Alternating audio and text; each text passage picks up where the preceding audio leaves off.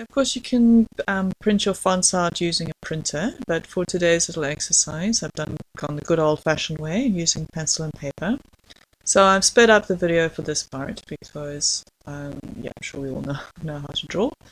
The important thing for me for this project was to keep my lettering the same size.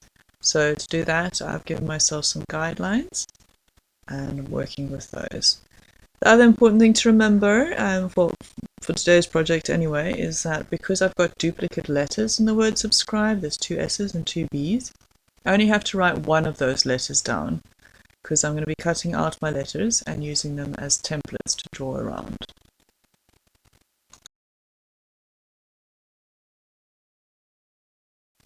I've learned over the years to do just little arrows to indicate to myself which direction the letters go. I know this might sound a bit silly, but especially if you're doing a long word, it's always a good idea just to help yourself by giving yourself these little guidelines. So I'm using a craft knife or a box cutter to get onto the inside parts of my letters, and the letters R and B. You could of course get the same thing with a small pair of scissors.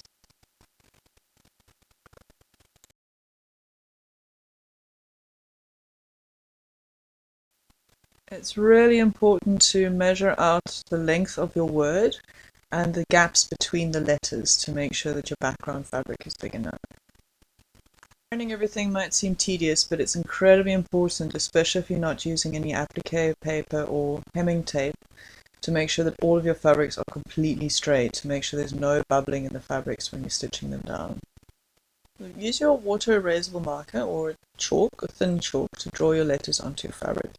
You need to think carefully about how you're going to be placing your letters on your background fabric, because especially if you're not using any kind of applique paper or hemming tape to stick your letters down, then you need to make sure that the weave of your applique fabric and the weave of your background fabric match. This is obviously if you're using woven fabrics here.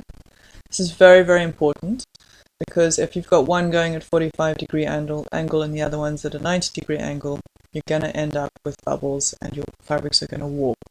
So in order to keep your fabrics dead straight, your stitching dead straight, you need to make sure that the weaves always match.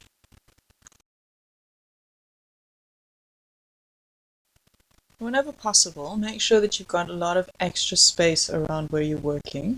This just gives you an extra bit of fabric to grip onto and hold while you're moving your fabric around as you're stitching. And also prevents it, just in case your background fabric does tend to fray a lot. It just gives you that extra bit of wiggle room, so to speak. So we set up our machine for free motion embroidery in order to go do our initial round of stitching on the letters. If you need a recap, there's a link in the description to how you set your machine up for free motion embroidery. But just to go through the very basics, you've got your embroidery foot on, and you've got your feed dogs are disengaged, they've dropped down, and your machine is set to a straight stitch. You want to go as close to the edge as possible, but yeah, don't worry too much. As long as you're catching the fabric onto the fabric you're appliquing onto the background fabric, you're fine, because you're going to go over all of the stitches going to be covered by your satin stitch. A little point to remember is trying to make the thread that you're using now to do the free motion embroidery on the outside, try and get that thread color as close to the fabric that you're appliquing as possible. So that way when you're going over with your satin stitch, you're not having to cover up a contrasting thread.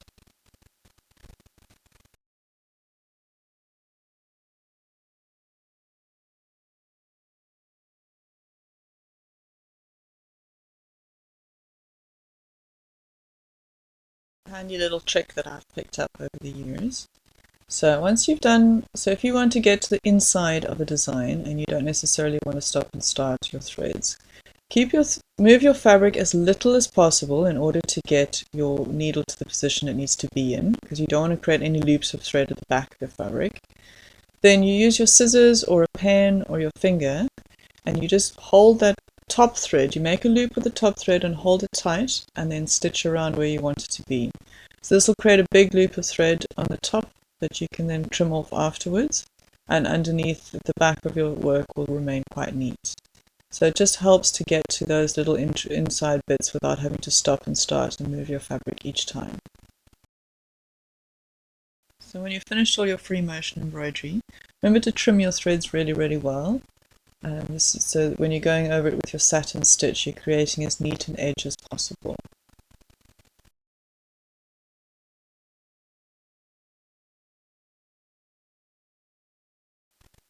So to set up your machine for satin stitch, you need to take off the free motion embroidery foot that you've put onto place for your previous step. And you need to make sure that you re-engage the feed dogs. And put on your the original foot back onto the machine. And then you're going to change the actual little foot piece to the satin stitch foot if you have one. If not, you can continue to use the normal sewing foot. It's normally called foot J. It's up to you. The satin stitch foot does make it a bit easier because it's got the little groove at the bottom, and that groove allows you to go over the stitching nice and easily. But like I said, I've done plenty of work with just using the ordinary foot. It's really important to remember to put up your feed dogs, otherwise your fabric's not going to be going anywhere and you're going to get very stuck.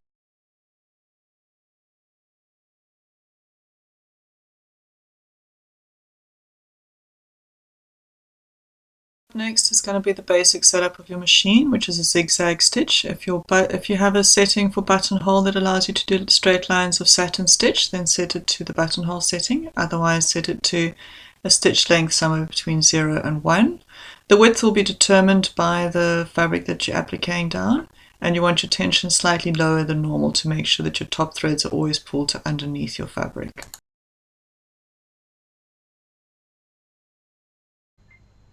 Alright, so just a little side note on setting up the needle for the zigzag. So you want to make sure that when you're stitching, use your hand wheel to determine this, that make sure that your needle, the outer edge of the zigzag, falls flush with the outer edge of the fabric, and the bulk of the stitching is going over the fabric that you're appliquing. That'll give you that additional strength and make sure that it doesn't fray from here. So you want to make sure that your needle is on this outer edge. Another thing to add is when you are going on your straight lines, always go up to the very end of the fabric that you're appliquing down. Stop, turn your fabric, and then do your first 1 or 2 stitches with the hand wheel to make sure that your next line of stitching lines up nicely with that one. On how to prevent any gaps in your stitching. So this is for when you're going around a curve. You want to make sure, so as you're stitching, you'll see that your stitches, as you're sewing, you'll see that your stitches start to form sideways like that. So you need to stop your machine with your needle in the outer edge of your fabric, shift your fabric, and then make sure that your next line of stitches cross over your previous line. That way you don't get any gaps. So if you're going on an inner curve, you would do it obviously the opposite direction. But you always want to make sure that the bottom of your new stitches are forming over the base of the old stitches. That way there's no gaps in how you're sewing. So just to show you in a real life example. So here you're stitching, you stop your needle on the curve here, shift your fabric like so, and then you continue to stitch. Same thing here, you shift your fabric and continue to stitch. That way you don't get any gaps. The other thing, just to show you, is that when you're moving your fabric to go around your curves, always make sure you do your first few stitches, your first 1 or 2 stitches with the hand wheel to make sure that you've lined it up correctly. Because if you look here on this little C, I didn't do that. I just for a moment forgot and didn't line up my stitching, and then you end up with this weird discrepancy here. This is easy enough to fix with the second line of stitching going around it, but I've left it like this just to be able to show you why using your hand wheel to position your first few stitches is so important, because you can quite easily go wrong and just a few millimeters can make a big difference. And now back to our project. So we've got everything set up. Let's begin stitching. As always, you take your first stitch using the hand wheel, and that way you can pull your bottom thread to the top just by gently tugging on your top thread. You want to make your first few stitches, you want to be covering over those 2 little threads that you've just pulled up, just to secure those completely, so that when time comes you can just trim them off neatly and you don't have to worry about them coming undone.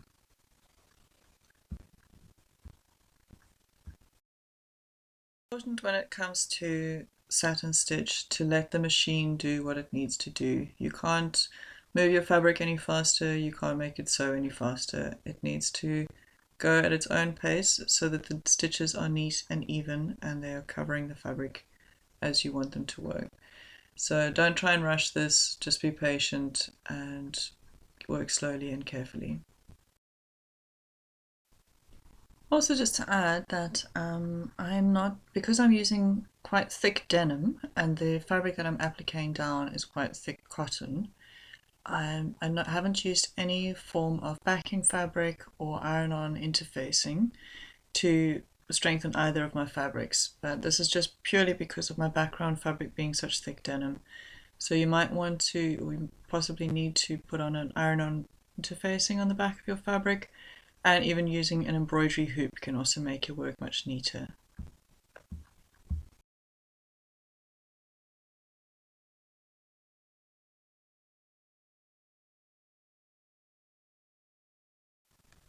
If you're wanting to create a very solid line of stitching, then there's another technique you could use. That's after you've done your free motion embroidery to get your fabrics to lay completely flat, you do your first round of zigzag satin stitch with a much narrower stitch width than you want your final stitching to be. So, for example, you would go around your lettering with on your width as number 3, and then you'd go over it again with your width at a number 5, and this will create a sort of raised edge, a raised ridge of stitching, shall we say, and also create a very neat line of stitching as well. So it just obviously takes quite a lot of time to do your work, but it'll create a very solid, very neat line of stitching.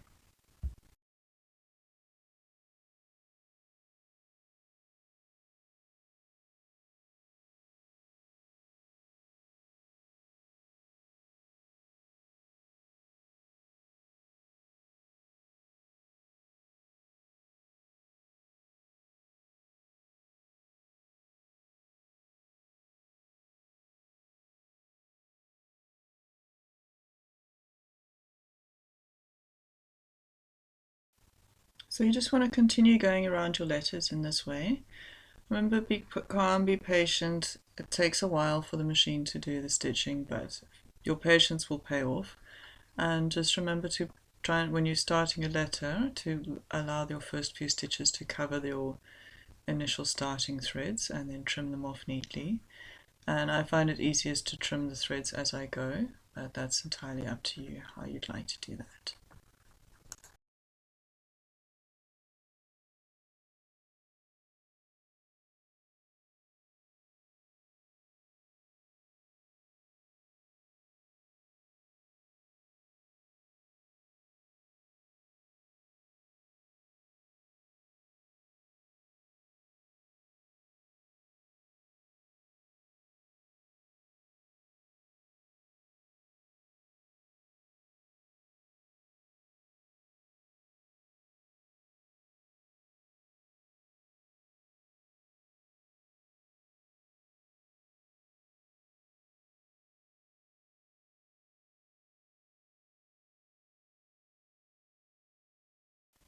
When you've finished all your satin stitching, you want to trim your threads as neatly as possible. So always remember that if you've done your embroidery on an item that's going to be worn, then you need to pull your threads to the back of the work and tie yourselves in a little granny or a square knot, something that's not going to come undone.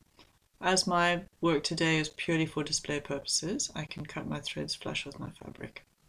And here we have our final product. So please do subscribe and like this video. And if you have any questions, please put them in the comments below. Thanks for watching.